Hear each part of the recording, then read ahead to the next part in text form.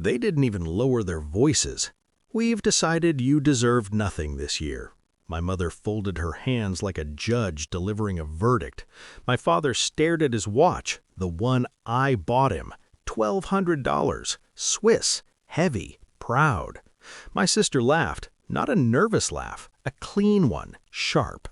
"Family's burden," she said, smiling into her coffee.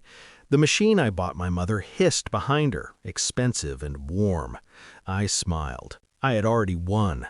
I wasn't always the problem child. I was the reliable one, the quiet one, the one who paid when no one asked.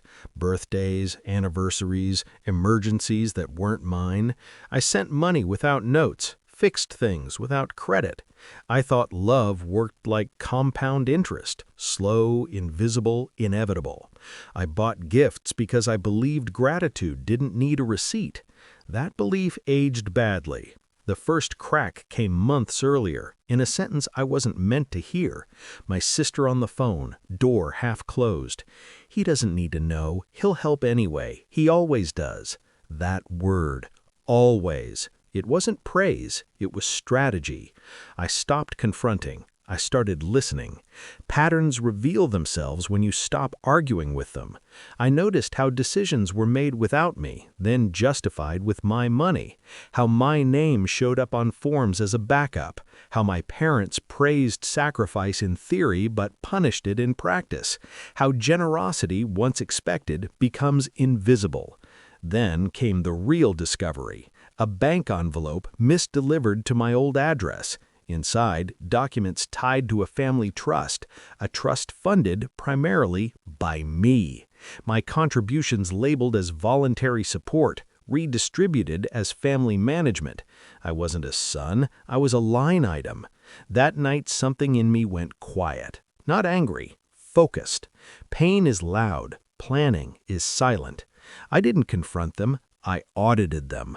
I hired a lawyer who didn't smile, a forensic accountant who did. We traced flows, signatures, timing. We found what generosity had built and manipulation had hijacked. I learned which accounts required unanimous consent, which clauses had expiration dates, which signatures carried weight. Mine carried more than they knew. I also learned something else. My sister had been positioning herself as executor, quietly, confidently, prematurely. I let her. Every move they made assumed I'd keep playing the role they assigned me. I did. I paid bills, I showed up, I smiled at dinners, I bought gifts, the watch, the coffee machine, anchors, evidence, exhibits A and B. So when Christmas came and they decided to humiliate me publicly, I let them.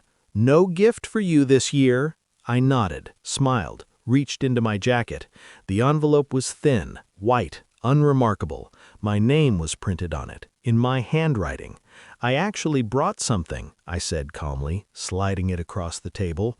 My sister rolled her eyes. "What, a guilt letter?" "Open it," I said.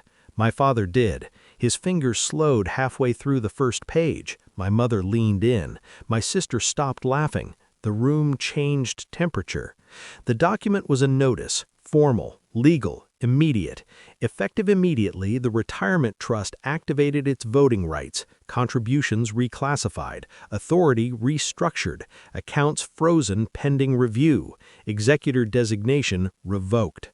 I had exercised a clause they forgot existed, one that only the primary contributor could trigger, me.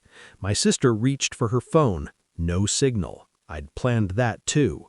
"You can't do this," my mother whispered. "I already did." My father looked up. "Why?"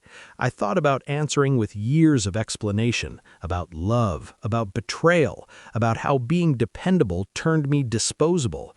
Instead, I said, "Because you taught me." The fallout was efficient. Assets paused, allowances stopped, control shifted. The lawyer's card was in the envelope too. So was a ledger, every transfer, every assumption, every quiet laugh. They had built a life on the idea that I wouldn't push back. They were wrong. My sister cried first, not tears, panic. My mother followed. My father stayed silent, staring at the watch on his wrist like it might apologize for him. I stood up. "I won't be attending future family meetings," I said, "but my lawyer will." I took the coffee machine's manual off the counter and left it beside the envelope. Small detail, petty, precise. Then I walked out. I didn't feel triumphant right away. That came later. What I felt was lighter, like setting down a weight you didn't realize you were carrying because you'd been holding it so long. Justice isn't loud. It doesn't shout or slam doors. It signs papers and lets silence do the rest. They called for weeks, apologies wrapped in confusion, anger disguised as concern. I didn't answer. I didn't need to. The trust now does what it was meant to do: protect the future, mine and them. They finally got a gift they deserved. A reminder: never mistake kindness for weakness.